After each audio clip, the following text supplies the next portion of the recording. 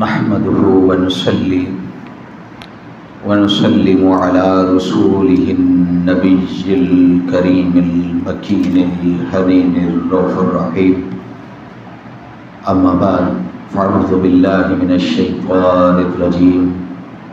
بسم الله الرحمن الرحيم ما آتاكم الرسول فخذوه وما نهاكم عنه فانتهوا أو كما قال الله تبارك وتعالى في شان حبيبه إن الله وملائكته يصلون على النبي يا أيها الذين آمنوا صلوا عليه وسلموا تسليما اللهم صل على سيدنا ومولانا محمد رسوله النبي الأمي وعلى آله وأصحابه وذرياته أجمعين مولاي صل وسلم دائما أبدا على حبيبك خير خلق كلهم محمد سيد الكونين والثقلين والفریقین من عرب ومن عجم۔ اللہ رب العزت کی ذات کی حمد و ثنا اور آقا کریم تاجدار کائنات وجہ تخلیق کائنات حضور سیدنا احمد مجتبیٰ محمد مصطفیٰ صلی اللہ علیہ وسلم کی عظیم اعلیٰ اور عرفہ بارگاہ اقدس میں ہدیہ درود و سلام کے بعد ہم اپنے آج کے موضوع کی جانب بڑھتے ہیں۔ ہمارا آج کا بحمدہ تعالیٰ اور بفضلہ تعالیٰ جو گفتگو کا عنوان ہے وہ ہے تصرفات مصطفیٰ صلی اللہ علیہ وسلم، یا یوں سمجھ لیں کہ آقا علیہ السلام کے پاس اختیارات کیا کیا تھے۔ تو یہ تصرفات یا اختیارات مصطفیٰ صلی اللہ علیہ وسلم یہ ہمارا آج کا گفتگو کا موضوع ہے۔ حاضرین و سامعین گرامی قدر، میں نے آپ احباب کے سامنے قرآن مجید فرقان حمید کی سورہ الحشر اس کی آیت نمبر 7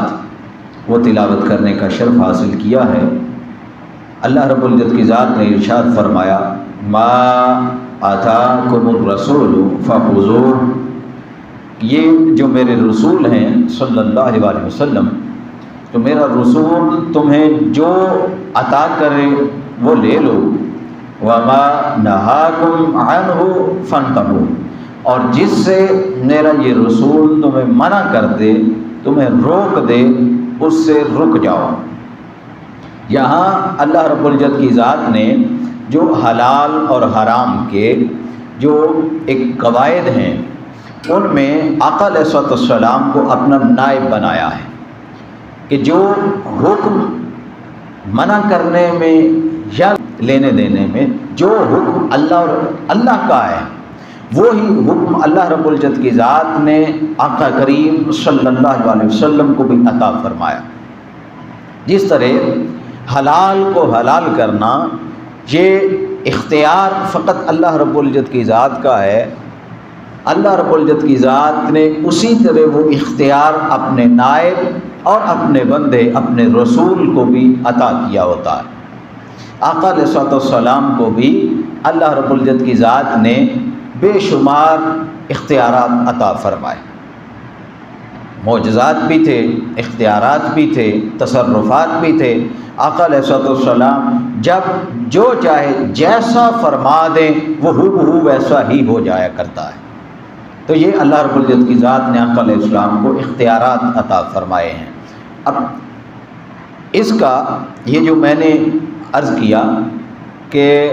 آقا علیہ السلام کو اللہ کی ذات نے اپنا نائب بنایا ہے، یہ جتنے اختیارات اللہ رب العزت کی ذات کے ہیں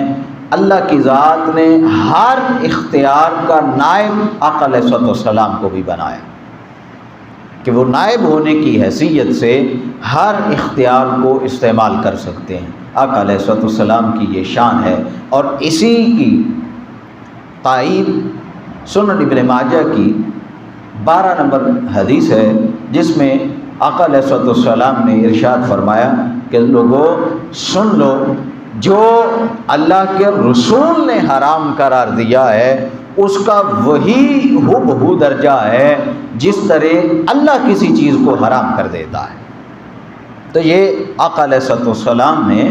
وضاحت کے ساتھ فرما دیا کہ رسول جس چیز کے حلال ہونے کا فرما دیں تو وہ اسی طرح حلال ہے جیسے اللہ کی ذات نے حلال کی ہو، اور جس سے رسول منع فرما دیں تو رسول کا روک دینا، رسول کا منع کر دینا وہ اسی طرح حرام ٹھہرتا ہے، اس کا درجہ وہی ہے جس طرح اللہ رب العزت کی ذات کے حکم کا درجہ ہوتا ہے حلال میں اور حرام۔ تو یہ ابن ماجہ کی 12 نمبر حدیث تھی۔ پھر حضرت عبداللہ بن مسعود رضی اللہ تعالی عنہ انہوں نے کچھ خواتین کو تبلیغ فرمائی، اور کچھ افعال کا جس کو شریعت نے اور آقا علیہ الصلوۃ والسلام نے منع فرمایا تھا ان افعال کا ارتکاب کیا، تو انہوں نے ان افعال کا تذکرہ کر کے تو اس پر لعنت کی حضرت عبداللہ بن مسعود رضی اللہ تعالی عنہ نے۔ تو جب انہوں نے لعنت کی تو ایک عورت کھڑی ہو گئی مجمع میں سے، اور اس نے کہا کہ یہ جو آپ بیان فرما رہے ہیں یہ قرآن میں تو نہیں ہے، قرآن نے تو کہیں بھی اس کو منع نہیں کیا، حرام نہیں کیا، تو آپ کس بنیاد پر یہ دعویٰ کر رہے ہیں، کس بنیاد پر لعنت کر رہے ہیں؟ میں نے قرآن کا حرف حرف پڑھا ہے، ایک ایک سطر پڑھی ہے، مجھے پورے قرآن میں یہ حکم کہیں نظر نہیں آیا، تو آپ نے کس بنیاد پر یہ فتویٰ دے دیا؟ تو حضرت عبداللہ بن مسعود رضی اللہ تعالیٰ عنہ وہ فرمانے لگے کہ اے خاتون، اگر تو نے قرآن کا ہر لفظ اور ہر سطر پڑھی ہوتی، قرآن کو پورا مکمل پڑھا ہوتا اور اس کو سمجھا ہوتا، تو پھر تمہیں پتہ چل جاتا کہ جس چیز سے اللہ کے رسول منع کر دیں اس کا درجہ وہی ہوتا ہے جس طرح اللہ رب العزت کی ذات کے منع کرنے کا درجہ ہے۔ تو جس کو رسول نے منع کر دیا وہ اسی طرح ہے کہ جیسے اللہ رب العزت کی ذات نے منع کر دیا ہے۔ یہ آقا علیہ الصلوۃ والسلام کا ایک درجہ ہے۔ اس کو امام بخاری نے 4886 نمبر کے اوپر روایت کیا ہے۔ تو یہ آقا علیہ الصلوۃ والسلام کے اختیارات ہیں، آقا علیہ السلام کے تصرفات ہیں کہ آقا علیہ السلام جب جس کو چاہیں چھوٹ دے دیں، جب جس کو چاہیں حلال کر دیں، جب جسے چاہیں حرام کر دیں، اور آقا علیہ الصلوۃ والسلام کو اللہ رب العزت کی ذات نے یہ تصرف عطا فرمایا ہے، یہ اختیار عطا فرمایا ہے۔ اب حضرت براء بن عازب رضی اللہ تعالیٰ عنہ وہ خود اس روایت کے راوی ہیں، اور اس کو بھی بخاری نے 955 نمبر پر روایت کیا ہے اپنی صحیح میں۔ وہ بیان کرتے ہیں، اپنا واقعہ بتاتے ہیں حضرت براء بن عازب رضی اللہ تعالیٰ عنہ۔ وہ فرماتے ہیں کہ عید الاضحیٰ کا دن تھا، آقا علیہ الصلوۃ والسلام نے ہمیں نماز عید پڑھائی، اور عید کے نماز کے بعد آقا علیہ السلام نے خطبہ ارشاد فرمایا، اور آقا علیہ السلام نے فرمایا کہ جس نے ہماری طرح نماز پڑھی اور ہماری طرح قربانی کی اس نے صحیح عبادت کر لی، اور جس نے قربانی نماز عید سے پہلے کی وہ نماز سے پہلے صرف ذبح کرنا ہے، وہ قربانی نہیں ہے، اور اس کی عبادت بھی درست نہیں ہے۔ پھر حضرت براء بن عازب رضی اللہ تعالیٰ عنہ ان کے ماموں یعنی حضرت ابو بردہ بن نیار انہوں نے کہا یا رسول اللہ صلی اللہ علیہ وسلم، میں نے اپنی بکری کو نماز عید سے پہلے ذبح کر لیا ہے، میں نے اپنی بکری کو نماز عید سے پہلے ذبح کر لیا ہے، اور مجھے تو یہ معلوم تھا کہ آج یہ کھانے پینے کا دن ہے، گوشت کھانے پینے کا دن ہے، تو جس وقت چاہے قربان کر لیں، تو میں نے تو اس کو ذبح کر لیا ہے، اور میرے گھر والوں نے اس کا گوشت بھی کھا لیا، تو میں نے یہ کام کیا ہے۔ تو آقا علیہ الصلوۃ والسلام نے فرمایا کہ یہ گوشت تمہارے لیے حلال ہے، تمہارا ذبیحہ حلال ہے، لیکن یہ قربانی نہیں ہے، کیونکہ تم نے نماز عید سے پہلے جانور کو قربان کر لیا ہے، تو یہ تمہارا ذبیحہ ہے، یہ قربانی نہیں ہے۔ پھر انہوں نے عرض کی یا رسول اللہ صلی اللہ علیہ وسلم، میں چاہتا ہوں کہ میں قربانی کروں، اور میرے پاس ایک بکری کا بچہ ہے جس کی عمر صرف 6 ماہ ہے، جس کی عمر صرف ابھی 6 ماہ ہے، اور وہ ابھی پورا عمر تک نہیں پہنچا کہ اس کی قربانی کروں، اور مجھے وہ بڑا پسند ہے، بڑا محبوب ہے، بڑی محبت کرتا ہوں اس سے، بڑے لاڈ اور پیار کے ساتھ پال رہا ہوں، تو کیا میں اگر اس کو ذبح کر دوں تو میری قربانی ہو جائے گی؟ آقا علیہ الصلوۃ والسلام نے فرمایا کہ تو اس بچے کو ذبح کر دے، تیری قربانی ہو جائے گی، تیری طرف سے قربانی ہو جائے گی، تو اس بچے کو ذبح کر دے۔ تو یہ فقط پوری شریعت اسلامیہ میں اول تا آخر صرف ایک شخص تھے جن کے لیے ابو بردہ بن نیاح، جن کے لیے شریعت اسلامیہ میں آقا علیہ الصلوۃ والسلام نے یہ چھوٹ عطا فرمائی کہ بھئی ان کا جو جانور 6 ماہ کا تھا اس کی بھی قربانی قبول ہو سکتی ہے، لیکن ساری امت کے لیے اور سارے اصحاب کے لیے یہ نرمی نہیں تھی، آج بھی نہیں ہے۔ کوئی ایسا شخص جانور ذبح نہیں کر سکتا جس کی عمر ابھی وہاں تک پہنچی نہ ہو۔ تو آقا علیہ الصلوۃ والسلام نے اپنا اختیار استعمال فرماتے ہوئے اور تصرف فرماتے ہوئے آقا علیہ الصلوۃ والسلام نے 6 ماہ کے ان کے بچے کی جو قربانی تھی بکری کے بچے کی، اس کو قبول فرما لیا۔ پھر ایک موقع پر آقا علیہ الصلوۃ والسلام نے حضرت خزیمہ بن ثابت انصاری رضی اللہ تعالی عنہ، ان کی ایک گواہی کو 2 گواہی بنا دیا۔ حالانکہ گواہی کا معاملہ ایسا ہے کہ مرد ہوں تو مرد اگر ایک گواہ ہو تو اس کے مقابلے میں خواتین 2 گواہ ہوتی ہیں، اور اگر مرد 2 گواہ ہوں تو مقابلے میں خواتین 3 گواہ ہوتی ہیں، اور اگر اکیلا مرد گواہ ہو تو اس اکیلے کی ایک ہی گواہی تسلیم کی جاتی ہے، 2 نہیں۔ تو یہ حضرت خزیمہ بن ثابت جو تھے، آقا علیہ الصلوۃ والسلام نے ان کی ایک گواہی کو 2 گواہی بنایا اور فرمایا کہ جس معاملے میں خزیمہ بن ثابت گواہی دے دیں تو ان اکیلے کی گواہی 2 کے برابر ہے۔ اب وہ واقعہ کیا تھا کہ آقا علیہ الصلوۃ والسلام نے کسی سے گھوڑا خریدا اور اس نے کہا جی آپ مجھے رقم دے دیں، میں فلاں دن آپ کا گھوڑا آپ کو دے دوں گا۔ آقا علیہ السلام نے وہ معاہدہ کیا، اور معاہدہ کر کے آقا علیہ السلام نے وہ طے شدہ رقم جو تھی وہ اس کے سپرد کر دی۔ جب وہ وعدے والا دن آیا جس دن گھوڑا لینا تھا، آقا علیہ الصلوۃ والسلام تشریف لے گئے، اس کے ساتھ بات چیت کی تو وہ مکر گیا۔ اس نے کہا جی میرا آپ کے ساتھ کوئی معاہدہ ہی نہیں ہے۔ آقا علیہ السلام نے فرمایا کہ فلاں دن تو نے رقم بھی لی ہے، تو نے معاہدہ کیا ہے، اور اب میں آیا ہوں اور تو مکر رہا ہے۔ اس نے کہا جی اگر آپ کے پاس اس معاہدے کا کوئی گواہ ہے تو آپ وہ گواہ پیش کریں جو جانتا ہو کہ میرا اور آپ کا کوئی معاہدہ ہوا ہے۔ اگر اس معاہدے کا کوئی گواہ ہے تو وہ گواہ پیش کریں، پھر میں سمجھوں گا کہ واقعی یہ گھوڑا آپ نے خریدا ہے۔ تو اسی وقت حضرت خزیمہ بن ثابت جو تھے رضی اللہ تعالیٰ عنہ، اسی وقت انہوں نے گواہی دے دی کہ ہاں یا رسول اللہ صلی اللہ علیہ وسلم میں گواہ ہوں اس چیز کا کہ آپ نے واقعی رقم بھی ادا کی ہے اور گھوڑا اس سے خریدا ہے، اور آج کے دن کا وعدہ تھا، یہ میں گواہ ہوں۔ خیر وہ معاملہ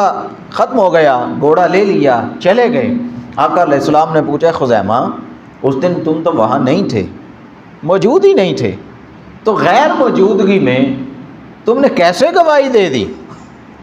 تو حضرت خزیمہ بن ثابت وہ عرض کرتے ہیں یا رسول اللہ صلی اللہ علیہ وسلم، آپ اللہ کے ہاں سے جو پیغام وحی لاتے ہیں، جو وحی کا پیغام آپ کو اللہ کی طرف سے ملتا ہے، جو جبرائیل آ کے سناتے ہیں، ہم نے نہ اللہ کو دیکھا نہ جبرائیل کو دیکھا، ہم نے نہ اس وحی کو اترتے دیکھا، لیکن آپ فرما دیتے ہیں کہ اللہ کی طرف سے وحی آ رہی ہے، جبرائیل لے کر آ رہا ہے، اللہ کی ذات مجھ سے کلام فرما رہی ہے۔ ہم نہ خدا کو دیکھتے ہیں نہ وحی کو نازل ہوتے دیکھتے ہیں، نہ جبرائیل کو آتے دیکھتے ہیں، لیکن آپ جب فرما دیتے ہیں تو ہم اس کو سچ مان لیتے ہیں، ہم اس کو تسلیم کر لیتے ہیں۔ تو جب یہ بن دیکھے تینوں چیزوں کا اقرار کر لیتے ہیں اور اس کو سچ مان لیتے ہیں، تو پھر جب آپ گواہی طلب کریں کسی معاملے میں تو میں کیوں یہ کہوں کہ میں فلاں جگہ موجود ہی نہیں تھا، آقا علیہ السلام کا پتہ نہیں معاہدہ ہوا کہ نہیں ہوا، میں تذبذب کا شکار کیوں ہو جاؤں؟ نہیں، ایسا ممکن نہیں ہے یا رسول اللہ۔ جب آپ حق بات ارشاد فرماتے ہیں، آپ ہمیشہ سچ فرماتے ہیں، تو پھر جب آپ نے گواہی کی ضرورت پیش آئی آپ کو، تو پھر میں نے اسی لیے گواہی دے دی۔ میں بے شک موجود نہیں تھا، لیکن مجھے علم تھا کہ یا رسول اللہ آپ ہمیشہ سچی بات بیان فرماتے ہیں، آپ ہمیشہ حق بات بیان کرتے ہیں، اس لیے میں نے گواہی دے دی۔ آقا علیہ السلام نے آپ کا ہاتھ پکڑا اور اپنے سارے صحابہ کرام کے سامنے کھڑے ہو گئے، اور آقا علیہ السلام نے فرمایا، لوگوں آج کے بعد خزیمہ کی جو گواہی ہے وہ 2 بندوں کے برابر اس اکیلے کی گواہی ہے، اس اکیلے کی گواہی 2 لوگوں کے برابر ہے۔ آج کے بعد اس کی گواہی کو ڈبل تسلیم کیا جائے۔ اور یہی ایک واقعہ ہوا کہ جب حضرت ابوبکر یا حضرت عثمان غنی رضی اللہ تعالی عنہم، ان کے دور میں قرآن مجید فرقان حمید کی ایک آیہ مبارکہ کے متعلق کچھ پریشانی لاحق ہوئی کہ آیا یہ آیت قرآن کی ہے بھی یا نہیں بھی، تو اس کے اوپر ان کو کوئی گواہی نہیں مل رہی تھی، کوئی گواہی نہیں مل رہی تھی۔ پھر وہ حضرت خزیمہ کے پاس گئے اور حضرت خزیمہ انہوں نے فرمایا کہ ہاں یہ فلاں دن فلاں مقام پر یہ آیت مبارکہ کا نزول ہوا ہے اور یہ قرآن کی آیت منسوخ نہیں ہوئی، یہ قرآن کی آیت موجود ہے۔ انہوں نے کہا کوئی گواہی؟ تو 7 دوسرے جو صحابی تھے انہوں نے کہا کہ بھائی تو نے آقا علیہ السلام کا فرمان نہیں سنا؟ آقا علیہ السلام نے فرمایا ہے کہ خزیمہ اکیلے کی گواہی 2 گواہوں کے برابر ہے، لہذا اس آیہ مبارکہ کو قبول کر لیا جائے۔ تو پھر ان کی اس گواہی کو بھی قبول کیا گیا اور آیہ مبارکہ کو بھی قرآن کا حصہ بنایا گیا۔ تو یہ آقا علیہ السلام کے اختیارات تھے۔ آقا علیہ السلام جس کو جو چاہیں عطا فرما دیں، جس چیز سے جب چاہیں نواز دیں۔ فتح مکہ کا دن تھا، آقا علیہ السلام نے ارشاد فرمایا، لوگوں آج کے بعد یہ جو حرم ہے اللہ رب العزت کی ذات نے اس مکہ کو حرم بنا دیا ہے، اس کی حدود کو حرم بنا دیا ہے، خبردار یہاں کوئی کانٹا بھی نہ توڑا جائے، اس مکہ کی حد میں کوئی درخت نہ کاٹا جائے، اس حرم کی حدود میں کوئی شخص اپنی گھاس نہ کاٹے، کوئی شخص یہاں سے گھاس بھی نہ اکھاڑے۔ حضرت عباس بن عبد المطلب رضی اللہ تعالی عنہ وہ کھڑے ہو گئے، آقا علیہ السلام کے چچا تھے، وہ کھڑے ہو گئے، عرض کرنے لگے یا رسول اللہ صلی اللہ علیہ وسلم یہ جو آپ گھاس کا فرما رہے ہیں کہ کوئی شخص یہاں گھاس نہ اکھیڑے، یہاں سے گھاس نہ کاٹے، تو یا رسول اللہ یہ جو ایک اذخر گھاس ہے ہمیں اس کو کاٹنے کی اجازت دے دیں، ہمیں اس کو کاٹنے کی اجازت دے دیں۔ آقا علیہ السلام نے پوچھا بھائی وہ کیوں؟ انہوں نے عرض کی یا رسول اللہ اس کی وجہ یہ ہے کہ یہ ہمارے گھروں کا جو چھت ہے، چھپر، اس کو بنانے کے کام آتی ہے، پھر جب قبر میں مردوں کو لٹایا جاتا ہے تو پھر اس تختے کے اوپر اس کو بچھایا جاتا ہے اس گھاس کو، پھر یا رسول اللہ جب کوئی سونے کا کاروبار کرتا ہے تو سونار اپنا سونا پگھلانے کے لیے اس کو استعمال کرتا ہے، تو یا رسول اللہ یہ چونکہ ہمارے بہت زیادہ استعمال میں ہے تو ہمیں اس چیز کی اجازت دے دی جائے کہ ہم اذخر گھاس جو ہے اس کو حدود حرم سے کاٹ لیا کریں۔ تو آقا علیہ السلام نے فرمایا ہاں الا الاذخر، جاؤ آج کے بعد میں اذخر کو حلال کرتا ہوں۔ یہ حدود حرم میں ہر چیز حتیٰ کہ مکھی اور مچھر کو مارنا وہ بھی حرام ہے۔ حرم کی حدود میں، مکہ کا حرم ہو ہاں مدینہ کا حرم ہو، جو پہاڑوں کے درمیان ایک حرم کا ایریا ہے اس ایریے میں کسی جانور کا شکار کرنا وہ بھی حرام ہے، درختوں کو کاٹنا وہ بھی حرام ہے، شاخیں اتارنا، پتے اکھیڑنا، گھاس کاٹنا، ہر چیز آقا علیہ الصلوۃ والسلام نے حرام قرار دے دی۔ لیکن یہ آقا علیہ السلام کا اختیار تھا، آقا علیہ الصلوۃ والسلام کا تصرف تھا کہ کسی نے اٹھ کے آقا علیہ السلام سے عرض کی یا رسول اللہ ہمارے لیے فلاں چیز حلال کر دیں، آقا علیہ السلام نے فوراً اس کو حلال کر دیا۔ یہ آقا علیہ السلام کے تصرفات تھے۔ پھر آقا علیہ السلام فرماتے ہیں، نماز عشاء ادا فرما رہے تھے، یہ حضرت ابو ہریرہ کی روایت ہے، اور اس کو بھی بخاری نے 4449 نمبر پر روایت کیا ہے اپنی صحیح میں۔ حضرت ابو ہریرہ روایت کرتے ہیں کہ آقا علیہ السلام نے فرمایا کہ کل رات میں نماز ادا کر رہا تھا اور اسی دوران ایک شیطان جن سرکش جن ایک وہ میرے سامنے آ گیا اور اس نے کوشش کی کہ وہ میری نماز کو توڑ دے، مگر اللہ رب العزت کی ذات نے مجھے اس پر غالب کر دیا، اللہ کی ذات نے مجھے اس پر غالب کر دیا۔ میں نے اس کو پکڑ لیا، جب میں نے اس کو پکڑ لیا تو میں نے چاہا کہ میں اس کو مسجد کے ستون کے ساتھ باندھ دوں، اس کو مسجد کے ستون کے ساتھ باندھ دوں تاکہ جب صبح ہو تو تم سارے اس سرکش کو دیکھو کہ یہ مسجد کے ستون کے ساتھ بندھا ہوا ہے۔ اور پھر مسند احمد کی جو روایت ہے اس میں الفاظ یہ ہیں کہ آقا علیہ السلام نے فرمایا کہ جب میں اس کو پکڑ لیتا اور باندھ دیتا تو کوئی شے ایسی نہیں تھی جو مجھ سے اس کو چھڑوا لیتی، کوئی شے ایسی نہیں تھی۔ اور جب وہ بندھا ہوا دیکھتے تم تو تمہارے جو اہل مدینہ کے بچے ہیں وہ آتے، اس کے ارد گرد چکر لگاتے اور اس کے ساتھ کھیلتے، اسے دیکھتے۔ لیکن پھر آقا علیہ السلام نے فرمایا میں نے ایسا نہیں کیا۔ آقا علیہ السلام نے فرمایا اس کی وجہ یہ ہے کہ مجھے اپنے بھائی سلیمان علیہ السلام کا یہ قول یاد آ گیا کہ جو انہوں نے اللہ رب العزت کی ذات کی بارگاہ میں عرض کی تھی، رب اغفر لی وہب لی ملکا لا ينبغی لأحد منہم بعدی، اے میرے رب، اے میرے پروردگار مجھے بخش دے، میری مغفرت فرما دے اور مجھے ایسی حکومت عطا کر دے کہ جو میرے سے پہلے یا میرے بعد کسی کو عطا نہ کی گئی ہو۔ اور چونکہ جنات یہ حضرت سلیمان علیہ السلام کے تصرف میں تھے تو آقا علیہ السلام نے فرمایا وہ ان کے اوپر حضرت سلیمان علیہ السلام کی جو بادشاہی تھی مجھے اس کا جب خیال آیا تو پھر میں نے اس کو چھوڑ دیا اور میں نے اس کو بھگا دیا۔ یہ آقا علیہ السلام کا تصرف تھا کہ آقا علیہ السلام نے اس کو باندھ بھی لیا۔ اور پھر آقا علیہ السلام کی شفقت، محبت اور رحمت کا عالم یہ تھا کہ آقا علیہ السلام نے حضرت سلیمان علیہ السلام کے قول کو جب یاد کیا تو اسی وقت اس کو چھوڑ بھی دیا۔ یہ آقا علیہ السلام کے تصرفات تھے۔ پھر ایک خاتون آئی آقا علیہ السلام کے پاس اور اس نے عرض کی یا رسول اللہ صلی اللہ علیہ وسلم یہ میرا بچہ ہے چھوٹا سا اور اس کا ذہنی توازن جو ہے وہ خراب ہو گیا ہے، اس کی یادداشت کھو گئی ہے، توازن کھو گیا ہے۔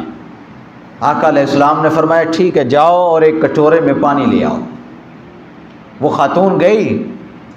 اور ایک کٹورے میں، ایک برتن میں پانی لے کر آ گئی۔ آقا علیہ السلام نے اپنا لعاب دہن مبارک جو تھا وہ اس میں ڈال دیا اور پھر اس بچے کا چہرہ اس پانی سے دھو دیا اور پھر وہ کٹورا عورت کو دیا اور فرمایا کہ اس پانی سے بچے کو نہلاتی رہنا، اس پانی سے بچے کو نہلاتی رہنا، یہ ٹھیک ہو جائے گا۔ وہ حضرت سلیمان بن عمرو رضی اللہ تعالیٰ عنہ ان کی والدہ کہتی ہیں کہ جب میں نے دیکھا کہ آقا علیہ السلام نے تو بڑا کرم فرمایا ہے تو میں اس عورت کے پاس گئی اور اسے کہا کہ بھئی وہ جو پانی آقا علیہ السلام نے تمہیں دیا ہے، عطا فرمایا ہے، اس پانی میں سے تھوڑا سا پانی مجھے بھی دے دو کہ میں اپنے بیٹے کو پلاؤں اور میرا بیٹا بھی ٹھیک ہو جائے، کیونکہ میرا بیٹا اس زیادہ عقل مند نہیں ہے، ذہین نہیں ہے، تو آقا علیہ السلام نے تمہیں دم کر کے دیا ہے، اپنا لعاب مبارک ڈال کر دیا ہے، تو وہ پانی تھوڑا سا مجھے بھی دے دو تاکہ میں اپنے بچے کی شفا بھی لے لوں اس سے۔ تو اس خاتون نے تھوڑا سا پانی وہ دے دیا، وہ حضرت سلیمان کے سر پر ان کی والدہ نے مل دیا۔ تو حضرت سلیمان کی والدہ وہ فرماتی ہیں کہ وہ پانی ملنے کی دیر تھی، اس کے بعد میں نے دیکھا کہ جتنے لوگوں کے ساتھ میرا ملنا جلنا تھا یا دیکھتی تھی جتنے لوگوں کو، تو میں نے ان سارے لوگوں میں سب سے زیادہ ذہین اور فتین جس کو پایا وہ میرا بیٹا سلیمان تھا۔ یہ آقا علیہ السلام کے لعاب مبارک کی برکت تھی کہ سب سے زیادہ ذہین اور نیک میرا بیٹا ہو گیا، اور جس کو آقا علیہ السلام نے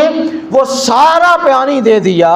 جس کو پانی زیادہ دے دیا اور جس کو بار بار نہلایا گیا، اس کی ذہانت اور فطانت کا عالم کیا ہوگا کہ تھوڑے سے پانی کے ساتھ میرا بیٹا اتنا نیک اور ذہین اور فطین ہو گیا ہے۔ یہ احمد بن حنبل نے اپنی مسند میں 27175 پر روایت کیا ہے۔ پھر حضرت قتادہ بن نعمان رضی اللہ تعالی عنہ وہ روایت کرتے ہیں اور وہ اپنا واقعہ بتاتے ہیں، اپنا واقعہ۔ اس کو امام ابو یعلا نے اپنی مسند میں 1549 نمبر پر روایت کیا۔ حضرت قتادہ وہ فرماتے ہیں کہ بدر کا دن تھا، میں جنگ لڑ رہا تھا، اچانک ایک زوردار تیر آیا اور وہ آ کے میری آنکھ میں لگا، اور وہ اتنا زوردار وہ تیر تھا کہ اس تیر کے لگنے سے میرا جو ڈیلا تھا آنکھ کا وہ باہر آ گیا۔ اس کی نسیں جو تھیں وہ نہیں کٹیں، لیکن آنکھ سے ڈیلا جو ہے وہ باہر آ گیا اور لٹکنے لگا۔ مجھے کچھ ساتھیوں نے مشورہ دیا، انہوں نے کہا کہ قتادہ خواہ مخواہ تکلیف میں ہو اس کو کاٹ لو یا کسی سے کٹوا لو تاکہ تمہاری یہ تکلیف ختم ہو جائے۔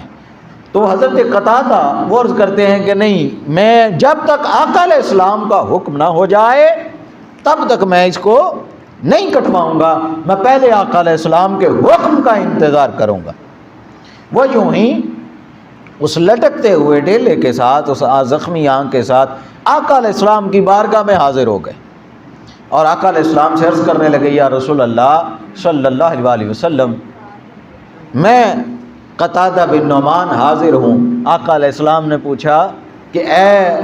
قتادہ، یہ تیری آنکھ کو کیا ہوا ہے؟ تیری آنکھ کیوں زخمی ہے؟ عرض کی، یا رسول اللہ اس طرح یہ تیر آیا اور لگا اور میری آنکھ زخمی ہو گئی، اور یہ میرا ڈیلا جو ہے وہ باہر آ گیا۔ آقا علیہ السلام نے فرمایا، تجھے اسے کٹوانے کی ضرورت بالکل نہیں ہے، تو میرے پاس آ۔ آقا علیہ السلام نے بلایا، جب اپنے قریب کیا، آقا علیہ السلام نے اپنا لعاب دہن لگایا، اور لعاب دہن لگا کے آقا علیہ السلام نے اپنے دستے مبارک کے ساتھ ان کی آنکھ کو دوبارہ اس جگہ پر رکھ کے فٹ کر دیا، اس جگہ پہ فٹ کر دیا۔ جب آقا علیہ السلام نے اس ڈیلے کو، اس آنکھ کو وہاں فٹ کر دیا، تو صحابہ کرام فرماتے ہیں کہ ہم نے اس آنکھ کو کبھی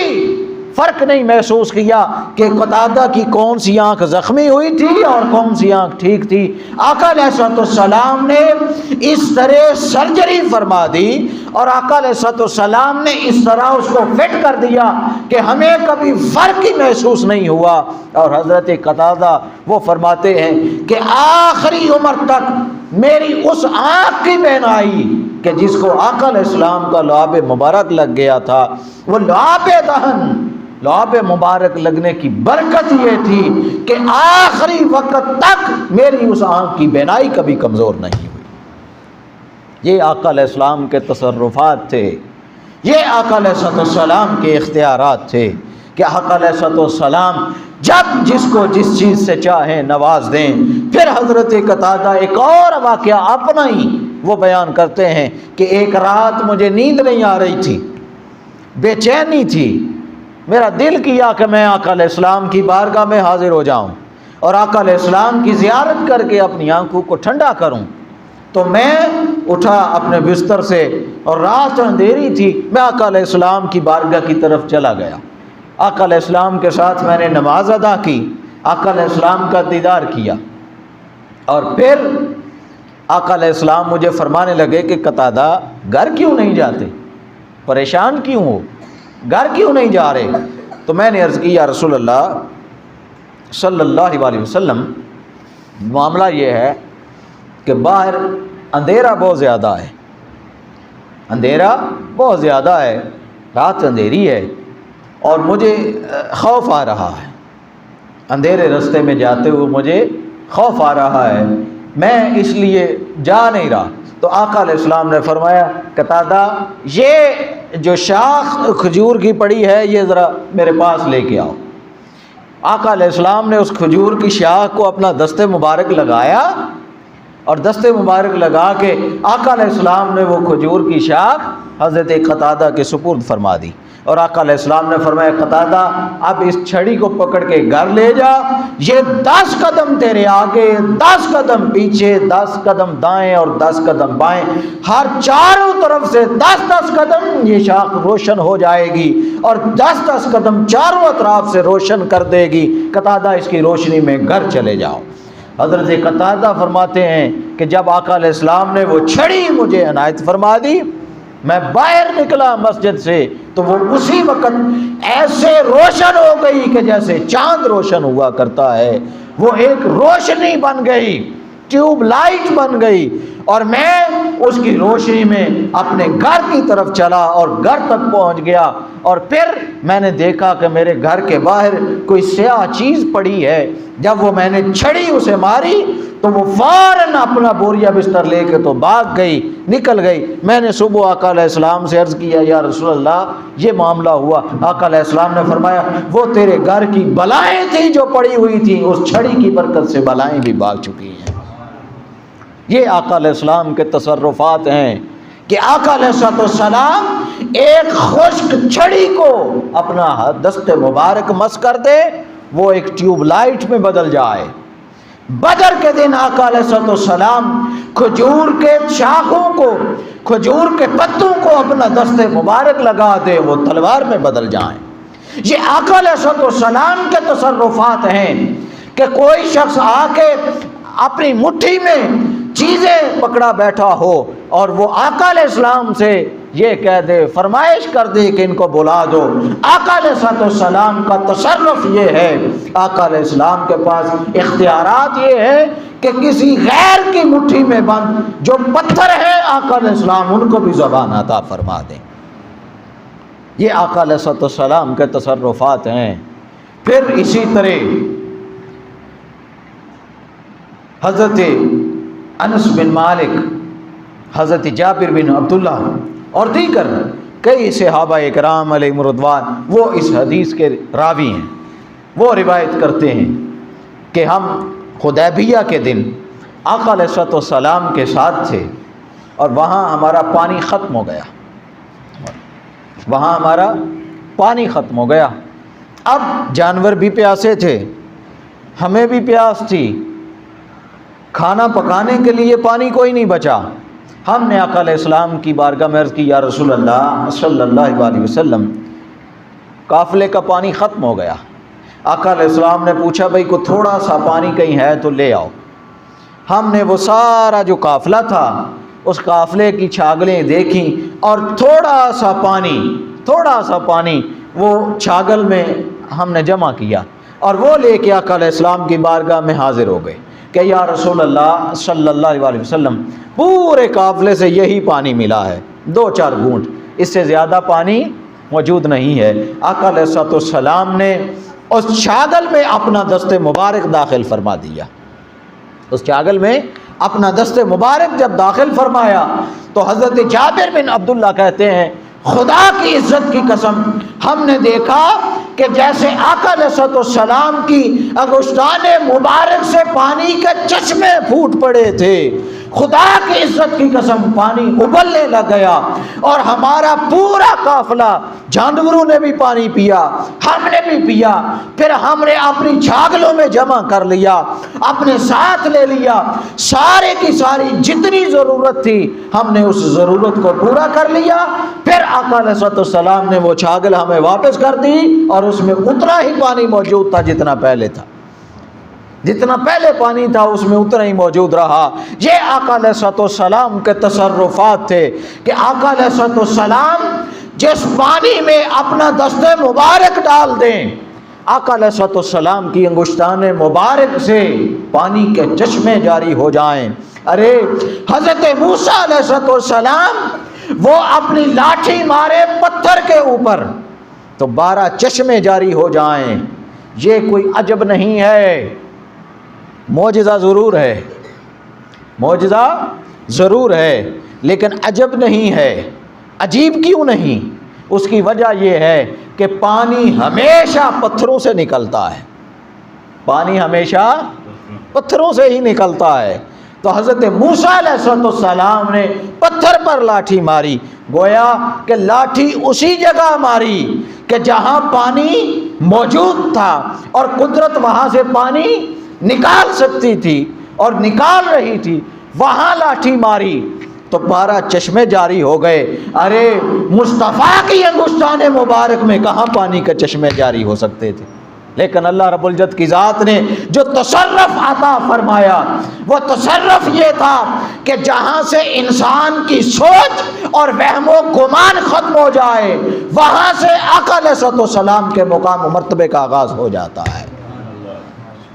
کہ موسیٰ علیہ السلام پتھر سے پانی نکال رہے ہیں اور پتھروں سے ہمیشہ نکلتا ہے۔ آقا علیہ السلام نے اپنی انگشتان مبارک سے پانی کے چشمے جاری کر دیے اور ہاتھوں سے پانی کا چشمہ جاری ہونا عجب یہ ہے، عجب پتھر سے نکلنا نہیں ہے۔ پھر آقا علیہ السلام جب مدینہ شریف موجود تھے، جب تشریف لائے، مکہ سے مدینہ ہجرت فرمائی، تو آقا علیہ السلام کھجور کا ایک تنا تھا، خشک تنا، آقا علیہ السلام اس کے ساتھ ٹیک لگاتے اور خطبہ ارشاد فرمایا کرتے، خطبہ ارشاد فرماتے اس کے ساتھ ٹیک لگا کر۔ پھر ایک خاتون آئی، اس نے عرض کی یا رسول اللہ صلی اللہ علیہ وسلم، میری خواہش ہے، میرا دل یہ چاہتا ہے کہ آپ کے بیٹھنے کے لیے کوئی خوبصورت سا ممبر بنا دوں۔ میرا بیٹا یا میرا شوہر چونکہ وہ بڑھئی ہے، یعنی لکڑی کا کام کرتا ہے، تو میری خواہش ہے آپ کے بیٹھنے کے لیے کوئی ممبر بنا دیا جائے۔ آقا علیہ السلام نے فرمایا بھائی ٹھیک ہے بنا لو۔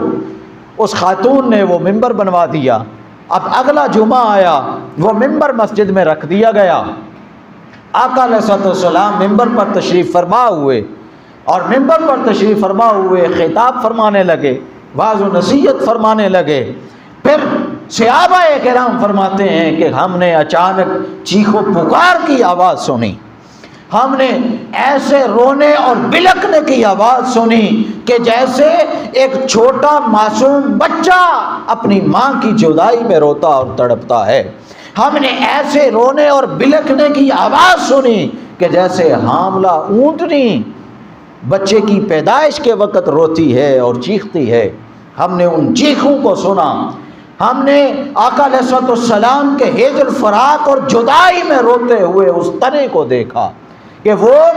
ایسے چیخ رہا تھا اور بل بلا کر رو رہا تھا، بلک رہا تھا کہ ہم نے سوچا کہ اگر آقا علیہ السلام اس کے قریب نہ گئے تو کہیں روتے روتے اس کا کلیجہ نہ پھٹ جائے۔ ہم نے دیکھا کہ وہ رو رہا تھا۔ آقا علیہ السلام اپنے ممبر سے نیچے تشریف لائے۔ آقا علیہ السلام نے اپنا دست مبارک اور دست شفقت اس کے اوپر رکھا، اس لکڑی کے تنے کے اوپر، کھجور کا جو تنا تھا۔ صحابہ کرام فرماتے ہیں کہ ہم نے دیکھا کہ جب آقا علیہ السلام نے اپنا دست مبارک اس کے اوپر مس کیا، اسے تسلی دی، شفقت بھرا ہاتھ رکھا، تو وہ آہستہ آہستہ سسکیاں لیتا ہوا اس طرح خاموش ہوا کہ جیسے ایک بچہ چپ ہوتا ہے جس کی ہچکی بندھی ہو اور سسکیاں لے لے کے چپ ہوتا ہے۔ ہم نے سسکیاں لے کے چپ ہوتے اس تنے کو دیکھا۔ پھر جب وہ چپ ہوا، آقا علیہ السلام نے پوچھا بھئی بتاؤ کیا وجہ ہے، کیوں رو رہے تھے؟ اس نے عرض کی یا رسول اللہ صلی اللہ علیہ وسلم، پہلے جب تک اللہ کی مرضی اور منشا تھی آپ میرے ساتھ ٹیک لگایا کرتے تھے، آپ کی پشت مبارک میرے ساتھ بس ہوا کرتی تھی، میں اسی خوشی میں رہا اور میری خوشی کے لیے یہی کافی تھا کہ یا رسول اللہ آپ کی پشت میرے ساتھ بس ہو رہی ہے. پھر یا رسول اللہ آپ کی جدائی مجھ سے ہو گئی،